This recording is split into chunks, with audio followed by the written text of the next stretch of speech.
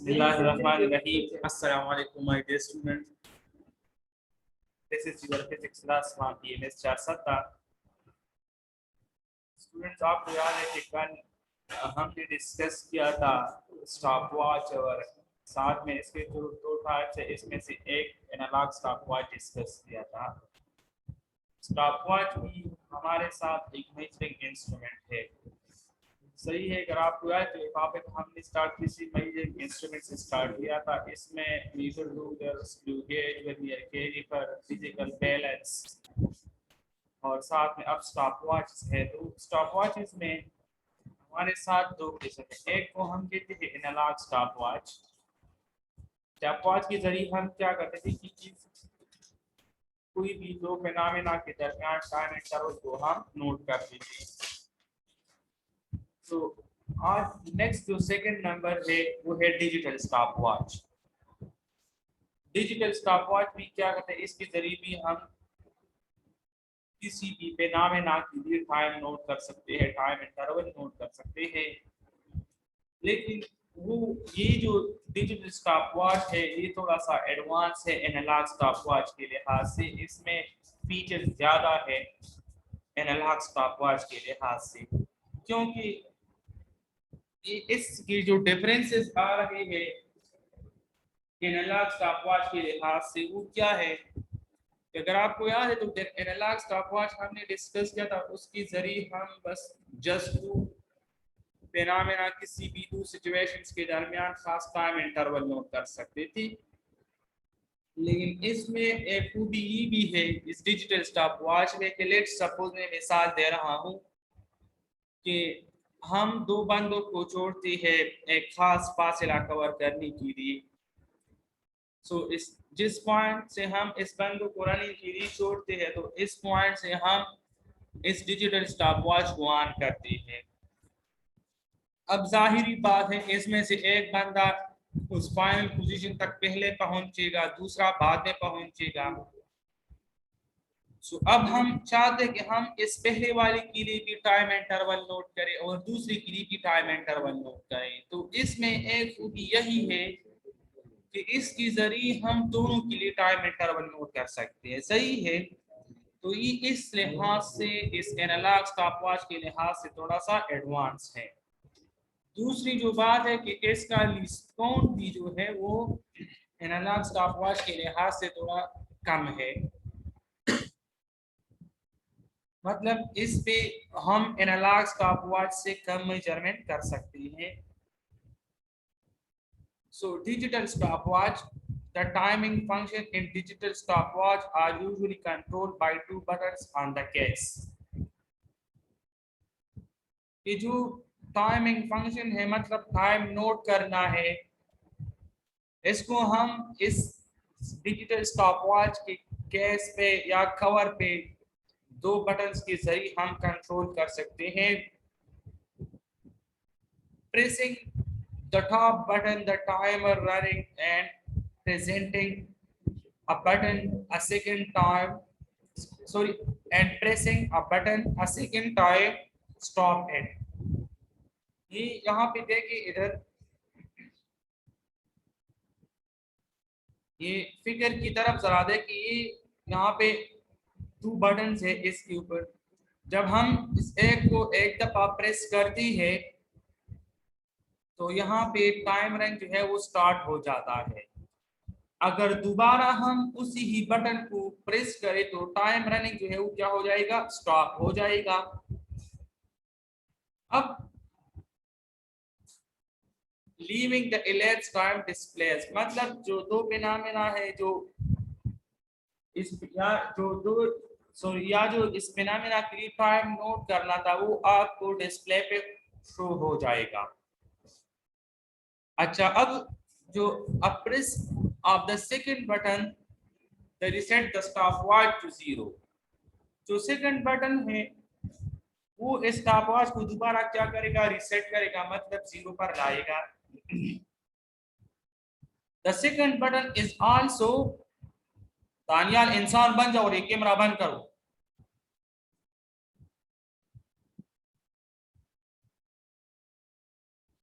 A press of the second button they reset the stopwatch to 0.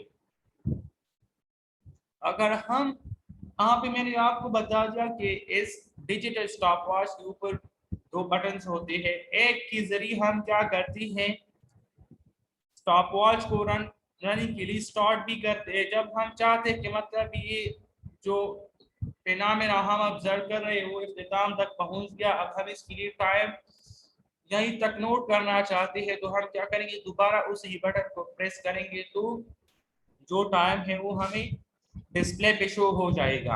अब जो मैंने बता दिया कि इसमें दो बटन है, तो एक बटन का काम तो यही हो गया। अब दूसरे बटन का काम क्या है, तो उसके जरिए हम इस स्टॉपवॉच को दोबारा रिसेट भी कर सकते हैं। कि अगर हम यहाँ पे देख लेते हैं, क्या press of the second button reset the stopwatch to 0.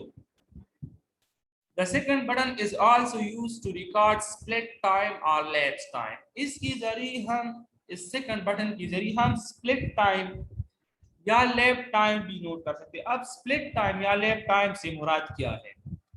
जो मैंने एग्जांपल दे दिया इससे पहले कि मतलब अगर हमारे साथ दो बंदे हैं और एक पॉइंट है हमारे साथ ए, दूसरा पॉइंट है बी, पॉइंट ए और बी के दरमियान फासला कवर करना है, तो हम इन्हीं दो बंदों को पॉइंट ए से छोड़ लेते हैं, वो रनिंग स्टार्ट कर लेते हैं।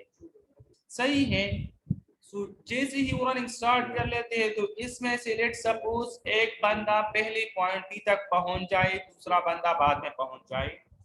अब हम यही चाहते हैं कि इस एक बंदे के लिए भी टाइम नोट करें कि इन्होंने इस फासला कितने टाइम में कवर किया है, और दूसरे बंदे के लिए भी टाइम नोट करें कि इन्होंने ये फासला कितने टाइम में कवर किया है।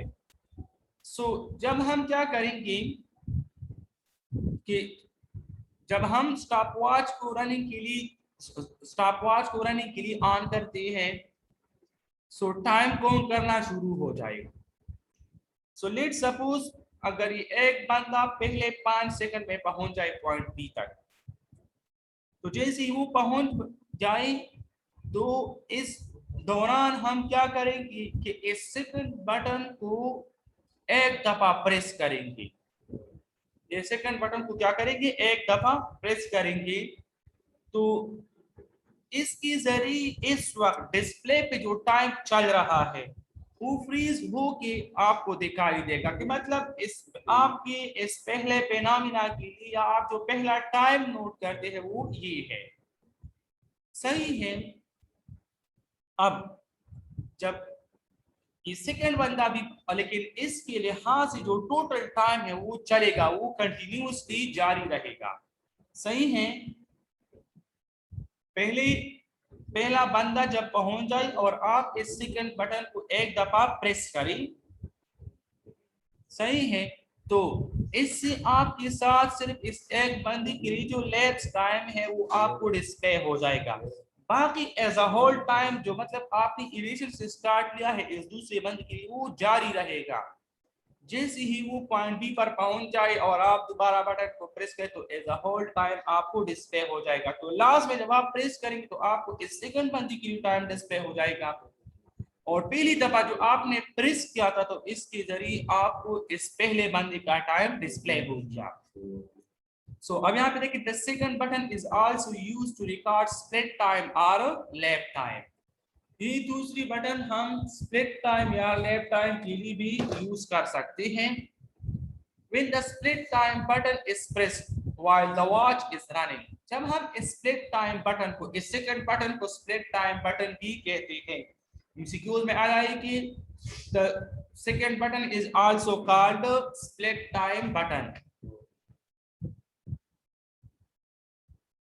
अच्छा, press while the watch is running, जब हम स्प्लिट टाइम बटन को या सेकंड बटन को प्रेस करें, लेकिन तो क्या कि इसके साथ जो वॉच पहले से रनिंग में है वो इसी तरह कंटिन्यूसली जारी रहेगा, मतलब इसमें टाइम चलेगा। The display freezes allowing the elapsed time, लेकिन यहाँ पे जिस पॉइंट पे जिस टाइम पे आप इस सेकंड बटन को प्रेस करेंगे तो इस वक्त जो टाइम है ये डिस्प्ले फ्रीज हो के आपको वो टाइम दिखाई देगा। सही है। The display freeze allowing the elapsed time to that point। तो to be read, but the watch mechanism continues running to record the total elapsed time. लेकिन यहाँ पे जस्ट इतना हो जाएगा कि एकदम ही के लिए डिस्प्ले फ्रीज होगी, आपको जस्ट वही टाइम दिखाई देगा जिस आपने ये सेकंड बटन प्रेस किया है। बाकी टोटल टाइम के लिए ये वॉच जो है वो स्टॉप वॉच जो है वो आपके साथ चलता रहेगा।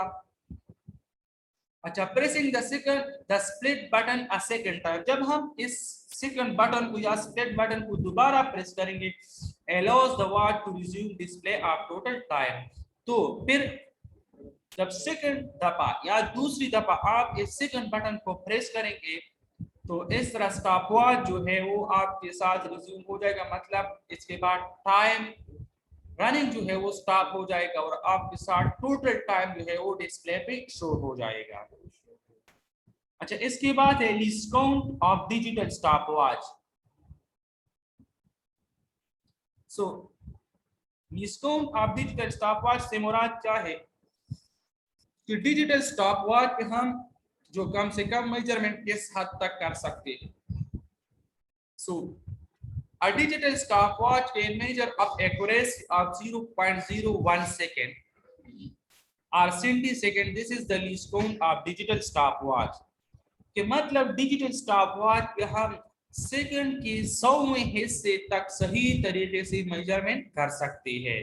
तो इसलिए least count of digital stopwatch क्या है, 0.01 सेकंड। तो इस पे एमसीक्यूज किस तरह बनते हैं कि the least count of digital stopwatch is dash second, 0.01 second।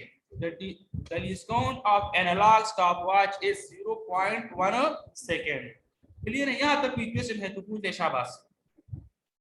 Raise your hand बेटा, शाबाश। यहाँ तक कोई क्वेश्चन है तो पूछ ले।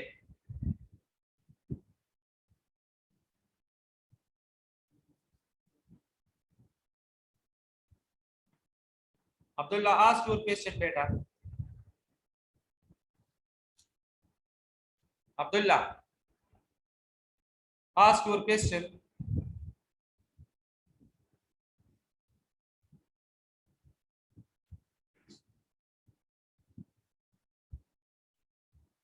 उमाइजा, ask your question।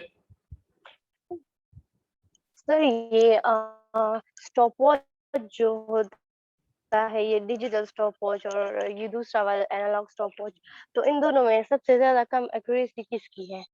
सबसे ज्यादा एक्यूरेसी डिजिटल स्टॉपवॉच की है। सही, डिजिटल स्टॉपवॉच की बेटा खूबी ये हिंट्स में हर एक चीज दिखाई देता है, तो हिंट्स में हर एक चीज क्लियर होता है।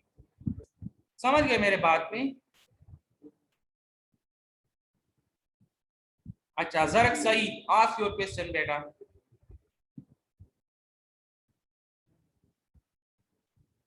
जरक सही। सर हम इसे कहाँ इस्तेमाल करते हैं, जरूरत कहाँ पड़ती है? अच्छा, जरूरत बेटा हमारे साथ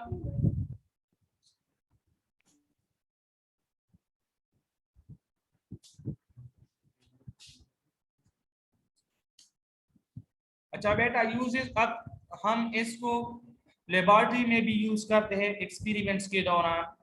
इंशाल्लाह जब आप 9th में आ जाए तो वहां पे हम एक्सपेरिमेंट्स करते हैं, finding time period for a pendulum वगैरह, तो इसके लिए फिर हम यूज करते हैं। अच्छा, next anyone? Abdullah, ask your question.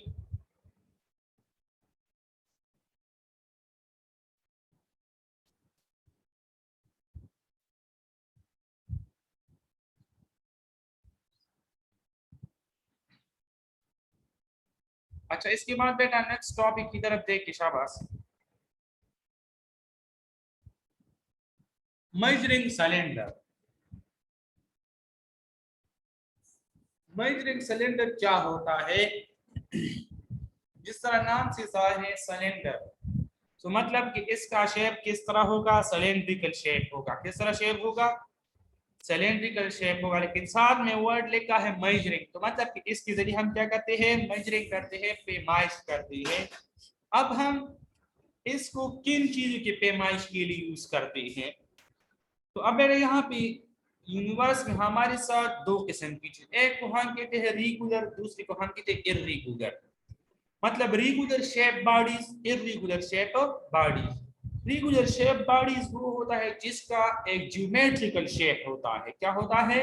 Geometrical shape, मतलब या तो रेक्टेंगल होता है या स्क्वायर होता है या स्फीरिकल होता है या सिलेंड्रिकल होता है। तो इस तरह की शेप को हम क्या कहते हैं? Geometrical shape. मतलब एक खास ज्योमेट्री के साथ, एक खास एंगल्स के साथ बने हो, तो इसको हम कहते हैं ज्योमेट्रिकल शेप।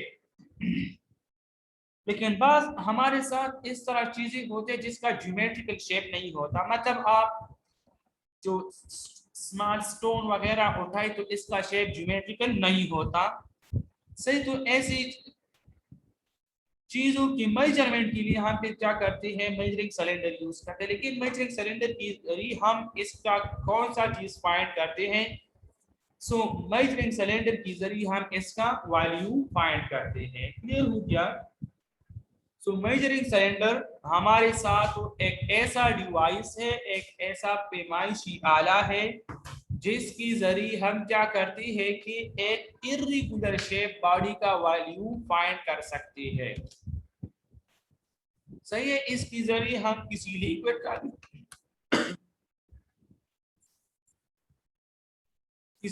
का भी वैल्यू फाइंड कर सकते हैं। मेजरिंग सिलेंडर हमारे साथ एक ऐसा पैमाइशी आला है जिसकी जरिए हम किसी भी ऑब्जेक्ट का वैल्यू, चाहे रेगुलर हो या इर्रेगुलर हो, या लिक्विड का वैल्यू भी हम फाइंड कर सकते हैं। तो ऐसी डिवाइस को हम क्या नाम देते हैं? मेजरिंग सिलेंडर का नाम देते हैं।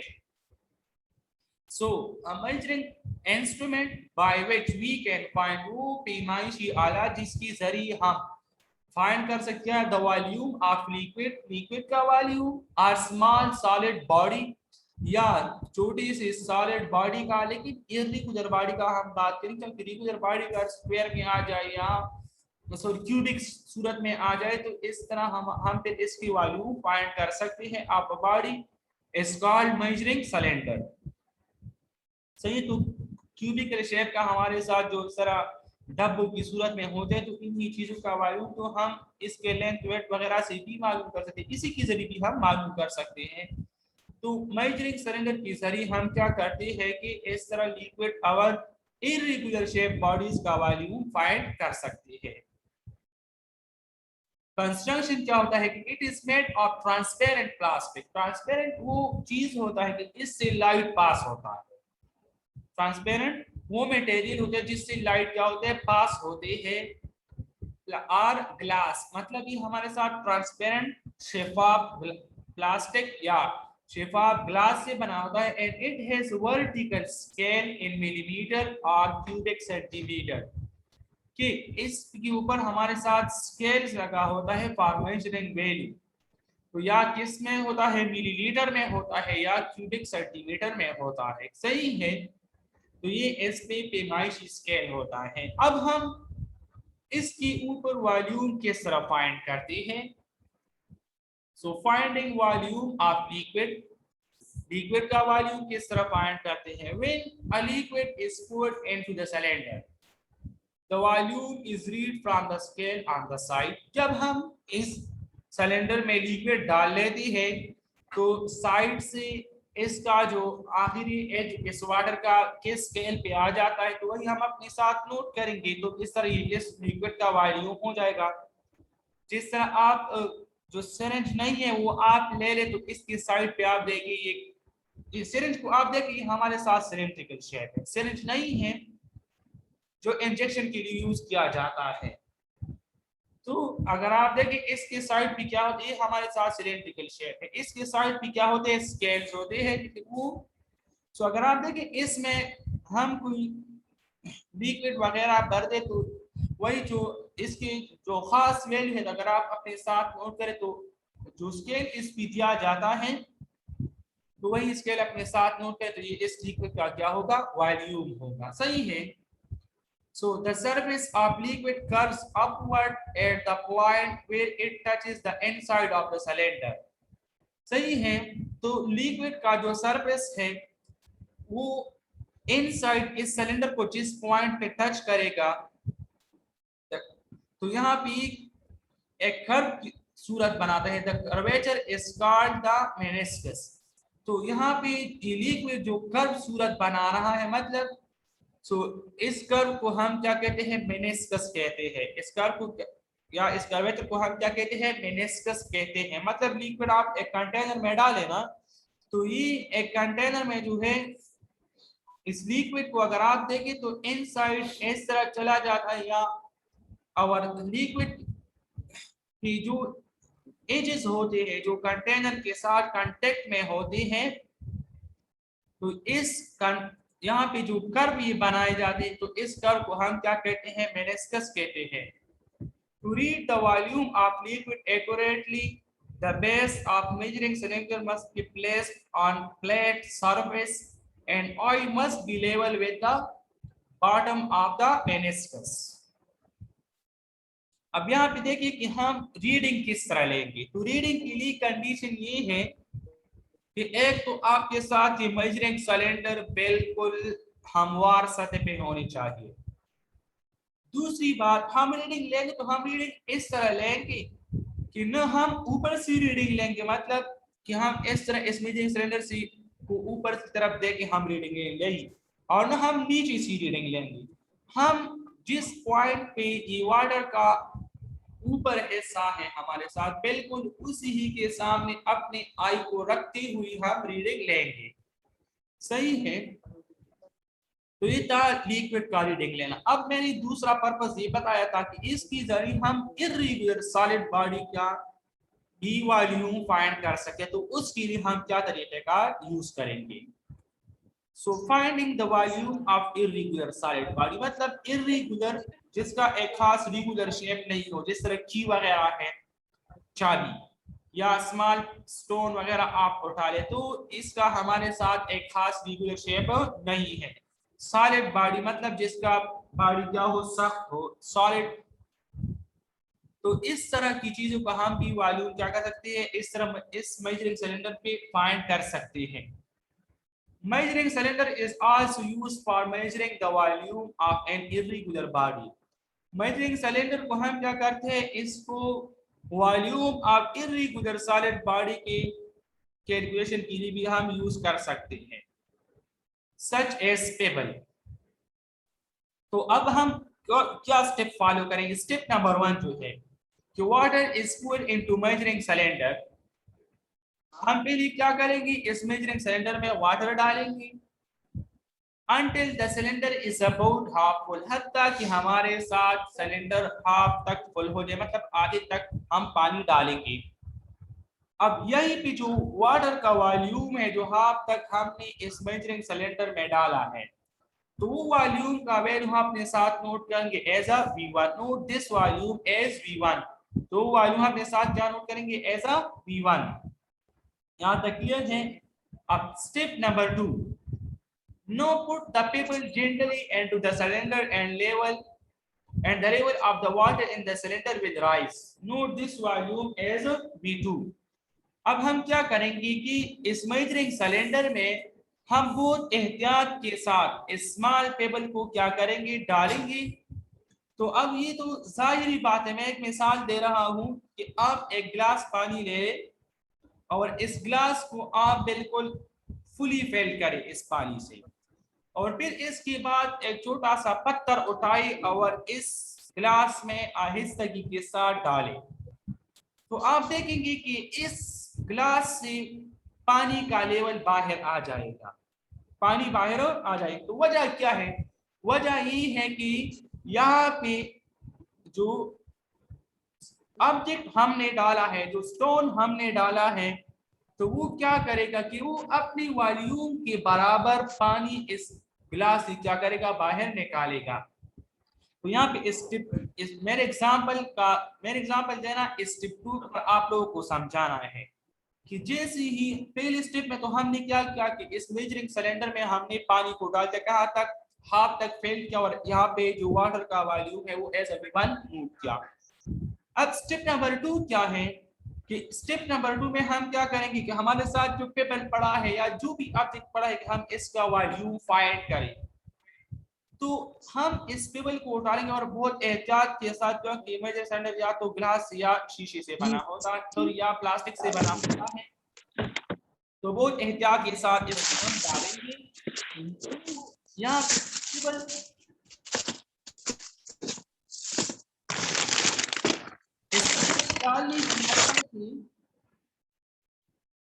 स्टेबल डालने की वजह से क्या हो जाएगा कि इस वाटर का लेवल राइज हो जाएगा। स्टेबल डालने की वजह से वाटर का लेवल क्या हो जाएगा, इस मेजरिंग सिलेंडर में राइज हो जाएगा। Note this volume as V2, और इस वॉल्यूम को एज ए V2 हम अपने साथ नोट करेंगे। सो ये V2 जो है ना, ये हमारे साथ कंबाइन वॉल्यूम है। कंबाइन वॉल्यूम किस चीज का, वाटर का और स्टेबल का, वाटर का और स्टेबल का। समझ के मेरे बात पे, V2 की वजह से लिक्विड का लेवल राइज हो गया ना मेजरिंग सिलेंडर में, तो यहाँ पे जो V2 है ना, तो this is the combine volume of liquid plus small payable. अब हम स्मॉल पेबल का वॉल्यूम किस तरह फाइंड करेंगे, सही है। सो the volume of pebble is found by subtracting the first reading V1 from the second reading। सही है कि हम किस तरह फाइंड करें। अब यहाँ पे देखिए, पहला V1 जो हमारे साथ था वो जस्ट क्या है, वॉल्यूम ऑफ लिक्विड है, वो जस्ट क्या है, वॉल्यूम ऑफ लिक्विड है। V2 जो है वो कंबाइन वॉल्यूम है, मतलब इस पेबल और इस लिक्विड दोनों का कंबाइनली वॉल्यूम है। V1 जस्ट क्या है, सिर्फ लिक्विड का वॉल्यूम। V2 क्या है, पेबल का वॉल्यूम प्लस इस लिक्विड का वॉल्यूम।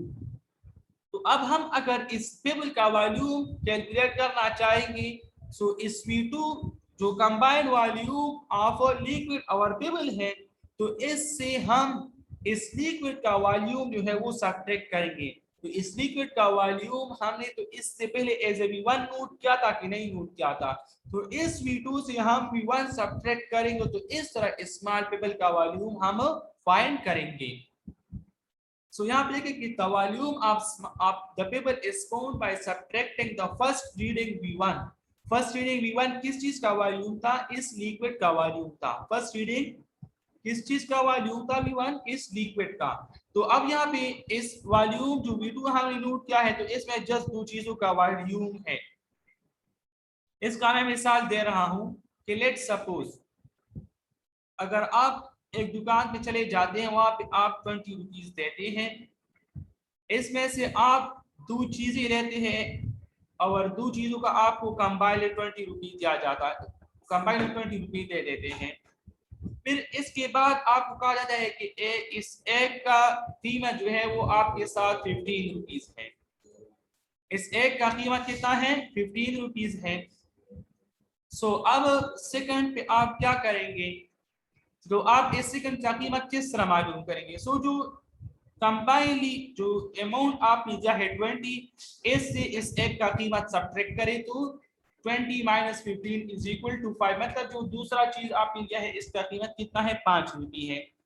तो इसी तरह यहाँ पे जो V1 है, ये हमारे साथ इस लिक्विड का वॉल्यूम V1 जो आपने साथ वैल्यू नोट किया है। V2 जो है एक कंबाइंड कीमत, कंबाइंड वॉल्यूम है, सही है। इसका मिसाल कंबाइंड कीमत की तरह है, तो V2 क्या है, कंबाइंड वॉल्यूम है। अब V1 हमारे साथ लिक्विड का वॉल्यूम था, V2 में दोनों चीजों का वॉल्यूम शामिल है, स्मॉल पेबल का भी और इस लिक्विड का भी। तो हम क्या करेंगे कि इस V2 जो कंबाइंड वॉल्यूम है, जिस तरह कंबाइंड कीमत था, इस V1 हम क्या करेंगे, जो लिक्विड का वॉल्यूम है वो सब्ट्रैक्ट करेंगे। वो क्या करेंगे, सब्ट्रैक्ट करेंगे। तो इस तरह हमें लास्ट में जो रिजल्ट मिल जाएगा वो क्या होगा, वॉल्यूम ऑफ स्मॉल पेबल होगा। So the volume of the pebble is found by subtracting the first reading V1 from the second V2. So del V is equal to V2 minus V1. So ये इसका figure है, यहाँ पे देखिए आप लोगों में, यहाँ पे ये मेजरिंग सिलेंडर है, ये इस पे स्केल्स है, सही है। तो यहाँ तक उन्होंने इसमें लिक्विड डाला है, तो यहाँ पे आप जो रीडिंग नोट करेंगे आपका क्या होगा, फर्स्ट रीडिंग, और इसको हम क्या नाम देंगे, वॉल्यूम V1।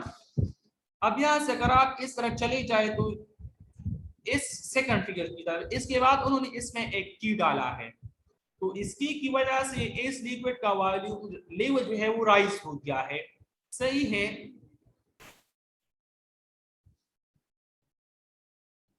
तो इस की वजह से इस लिक्विड का वॉल्यूम क्या हो गया है, लेवल राइज हो गया है। तो ये हमारे साथ क्या था, V1 जस्ट इस लिक्विड का वॉल्यूम है, V1 जस्ट इस लिक्विड का वॉल्यूम है। या फिर जो V2 मैं नोट कर रहा हूं, अब ये वाला V2 जो मैं नोट कर रहा हूं, ये combined volume of the liquid plus की है, कि ये इसकी और इसमें मौजूद लिक्विड का कंबाइंड वॉल्यूम है। तो ये V2 हो गया। सो अब हम इसमें से अगर इसकी का वॉल्यूम फाइंड करना चाहते हैं, सो क्या करेंगे कि ये जो V2 मैंने नोट किया है, इससे हम इस लिक्विड का वॉल्यूम V1 है वो क्या करेंगे, सब्ट्रैक्ट करेंगे। तो रिजल्ट में हम इस तरह इसकी का वॉल्यूम फाइंड कर लेंगे। अच्छा, यहां तक कोई क्वेश्चन है तो आस्क योर क्वेश्चन बेटा, शाबाश। बजरंग सिलेंडर में यहां तक किसी बच्चे का क्वेश्चन है तो वो पूछ ले, शाबाश।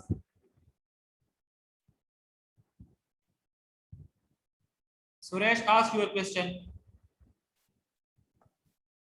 सर ये मेजरिंग सिलेंडर जरा दोबारा समझाएं।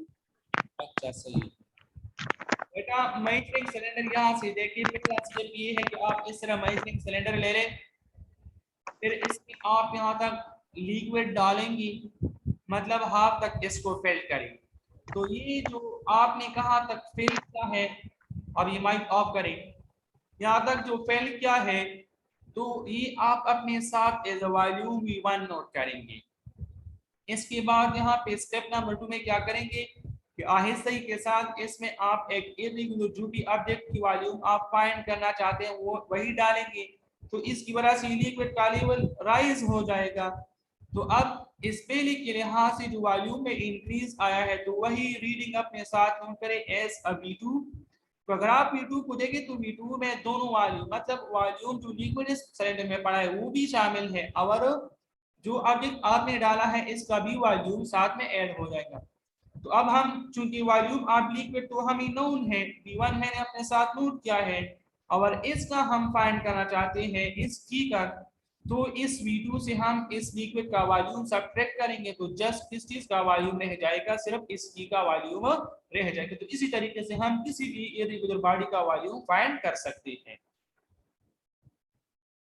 अच्छा, anyone?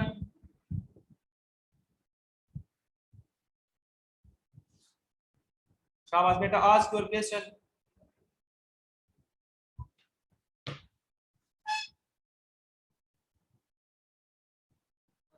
Farhan, ask your question बेटा।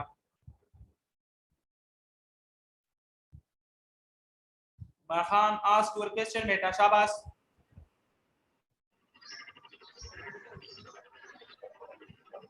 सर जी बेटा। ये वॉल्यूम 2 से वॉल्यूम 1 को माइनस करेंगे। हाँ बेटा, क्योंकि अगर आप यहाँ पे देखें तो ये जो मैं नोट कर रहा हूँ, तो इसमें तो कोई ऑब्जेक्ट नहीं है ना, इसमें जस्ट लिक्विड पड़ा है ना, दिखाई दे रहा है ना आपको? Yes sir. तो इसका हम वॉल्यूम V1 नोट करेंगे। अब नेक्स्ट स्टेप में मैं क्या करता हूँ कि इसी ही जो वॉल्यूम V1 मैंने नोट किया है लिक्विड का, इसी लिक्विड में मैं क्या करता हूँ, इस तरह एक इरेगुलर बॉडी को गिराता हूँ, यहाँ डालता हूँ, तो यहाँ पे लिक्विड का लेवल राइज हो जाएगा। तो अब इसका जो कंबाइंड वॉल्यूम है वो वही V2 हम अपने साथ नोट करेंगे। सो V2 में इसमें मौजूद लिक्विड और इस ऑब्जेक्ट का वॉल्यूम दोनों शामिल है। तो इसलिए हम अगर अब हम सिर्फ इसकी का वॉल्यूम फाइंड करना चाहते हैं, तो इसकी की वॉल्यूम फाइंड करने के लिए हम क्या करेंगे, इससे इस लिक्विड का वॉल्यूम सब्ट्रैक्ट करेंगे। सो लिक्विड का वॉल्यूम तो V1 नोट क्या है, तो इस तरह V2 से हम V1 को सब्ट्रैक्ट करेंगे। क्लियर है?